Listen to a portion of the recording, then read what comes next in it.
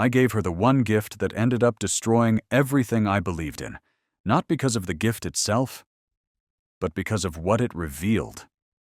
And the worst part? It happened right after we experienced one of the most painful moments of our lives. So stay with me, because this story doesn't end the way you think. I bought her an Apple Watch. Not for fashion, not because it was trendy, but because I cared. She'd been talking a lot about her health, improving her sleep, monitoring her body more closely. We were preparing for the next step in our lives, becoming parents. We had a shared folder on our phones called Baby Plans. It had everything: ovulation dates, supplement schedules, name ideas. We even had a list of things we'll tell them when they're older. It felt like we were a team.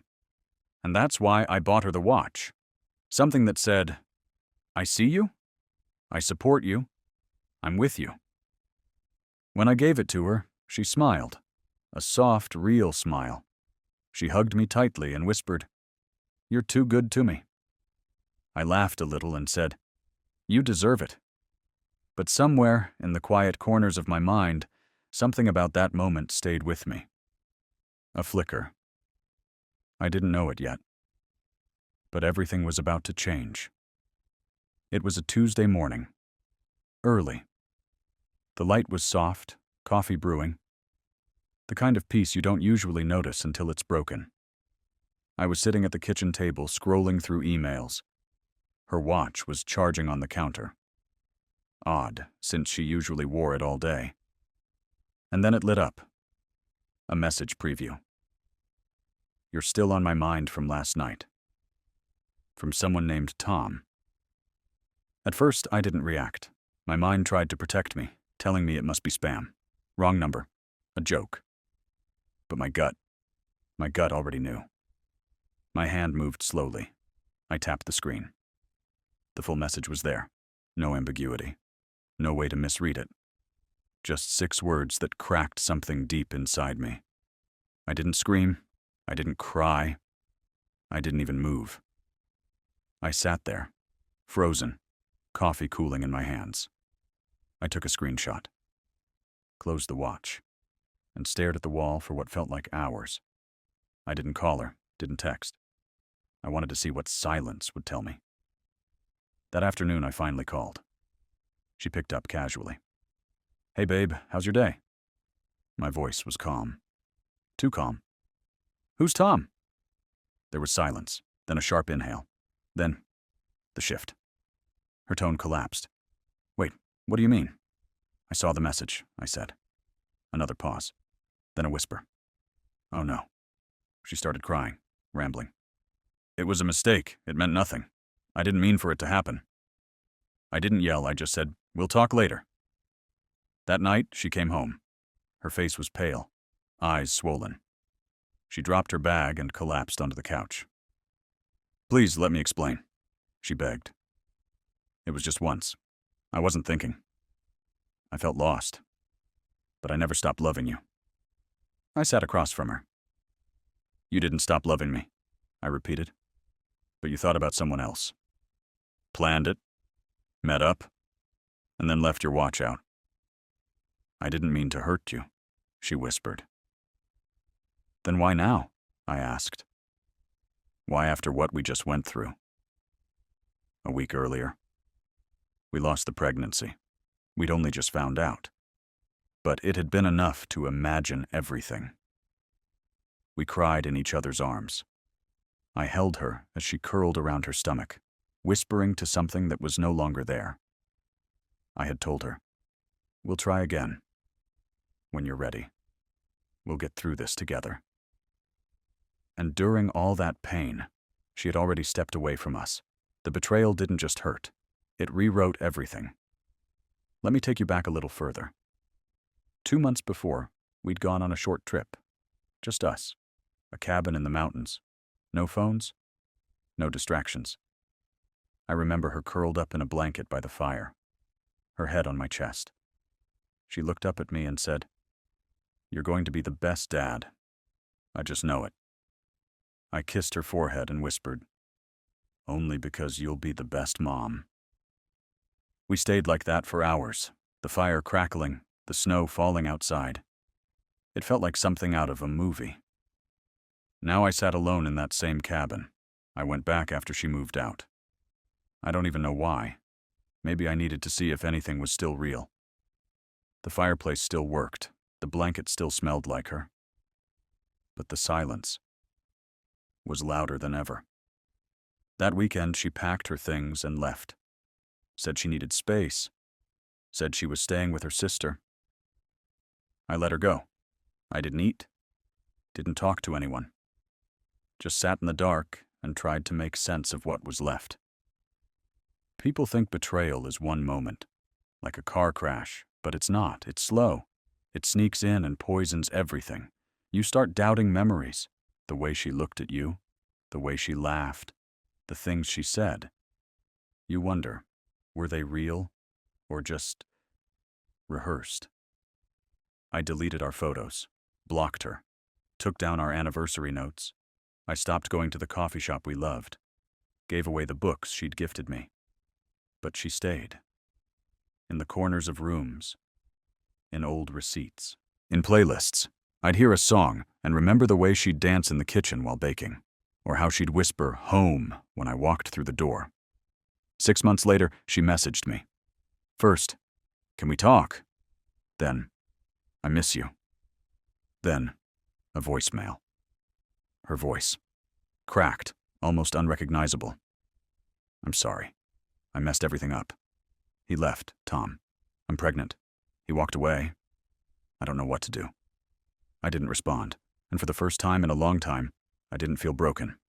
I felt strong, like I'd taken back something she'd stolen. My voice. My choice. A year passed. I met someone new, not flashy, not overwhelming, just kind. She didn't try to fix me. She sat with me in silence. Let me speak when I was ready. She didn't flinch when I told her the truth, about the loss, the betrayal, the cabin. She listened, and slowly I began to breathe again. We moved to a new city. I went back to school. Studied medicine, mental health, healing, recovery, because I knew what it meant to need saving. I knew what it felt like to lose your center. And then, 3 years later, a letter. Handwritten. No return address. The handwriting was shaky, young. "I don't know why, but I feel like you should be part of my story. I found pictures of you. I asked my mom who you were. She told me a little. And I wanted to write. It was her son, not mine. But still, somehow connected to me." I didn't reply. Maybe I never will. But I kept the letter. Folded it carefully. Tucked it away next to a page from our wedding vows. Because even after everything, I'm still learning how to live with what's left behind. And that's okay. Healing isn't perfect. It's not a clean line. It stutters. It slips. But it's honest. And after all this time, I've learned. I'd rather have something real, something imperfect, than live in a beautiful illusion.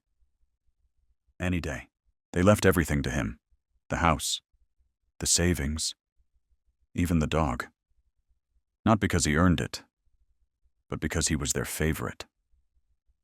What they didn't expect was what I did next. I never thought I'd be the kind of person who cared about money, about inheritance. But when you grow up being told, "He's just younger, let him go first. Don't be so dramatic, he didn't mean it. You're the strong one. He needs more support." You start to realize that love in a family can come with conditions. And favoritism, it doesn't always scream. Sometimes it whispers. Quietly. Consistently. Until it's all you hear. My younger brother, Jason, was always the golden child. Straight teeth, easy charm, never really worked hard, but always landed on his feet. Me? I was the responsible one, the fixer, the invisible glue. When our dad got sick, I was the one taking him to appointments, sitting in waiting rooms for hours, making sure Mom ate. Jason? He'd show up once a week with takeout, smile, and somehow that mattered more. But I didn't say anything. That's what I was taught. Don't make waves. Be the bigger person. Family is family. Then came the day after the funeral. My mother called me into the kitchen, hands trembling. "We wanted you both here," she said. Jason leaned against the counter, sipping a soda. Relaxed. A notary unfolded a document. The will. I listened. And I froze. Everything. The house, the accounts, the car, Dad's watch, even the dog, all to Jason. I blinked. "Is this a draft?" I asked. Mom didn't look me in the eye. "Your father thought it was best this way," she said softly. "You're doing well. Jason, he needs more help." Jason shrugged. "You know I didn't ask for this, right?" I didn't respond. I just stood there. That night, I sat in my car for hours, staring at the same house I spent my whole childhood in, the same place where I learned to ride a bike, where I cried after my first breakup. And now, it belonged to him. A week later, Jason moved in, posted pictures of his new home on social media, called me up to brag about remodeling the kitchen. I laughed it off. "Nice. Maybe take down the photo of Dad before you install a wine fridge." He chuckled. "Come on, don't be bitter." Bitter.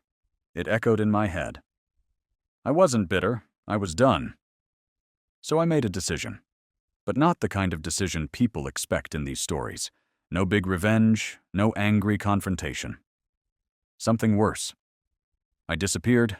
I changed my number, deleted old accounts, told my boss I was taking a sabbatical, and left. No explanations, no drama, just silence. The first few weeks were surreal. I rented a small cabin up north. No internet, no noise, just me, old books, and a wood stove. At first I was angry, then empty, then something else. Peace. I didn't realize how loud my life had been, until it got quiet. Months passed. One day I checked an old email, just out of curiosity. Dozens of messages. From Mom, from Jason, from my aunt. Even from people I hadn't spoken to in years. The most recent? Subject: "Please talk to us. Jason is in trouble." I clicked. Turns out Jason had taken out a second mortgage on the house, invested in crypto, lost everything. He tried selling Dad's old belongings, but no one wanted them. Even the dog had to be given away. He was drowning. And Mom? She was in a care home now. Early memory loss, no one to take her. Jason had moved her into a facility. I sat there, reading, over and over, and I felt nothing, until I saw one last message from Jason. "Look, I know I don't deserve your help. I know Dad and Mom were unfair, but I can't do this alone.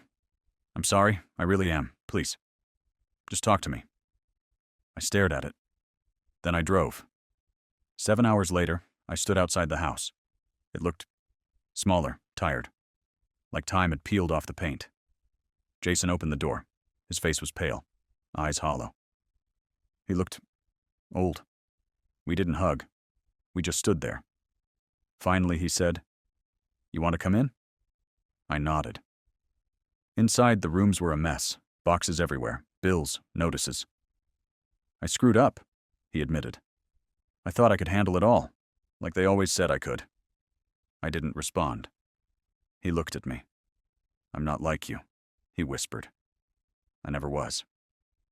I sat down, looked around, then finally asked, "Why didn't you say anything before? When the will came out?" He shrugged. "I was scared. I thought maybe if I just accepted it, I'd finally be enough for them." His voice cracked.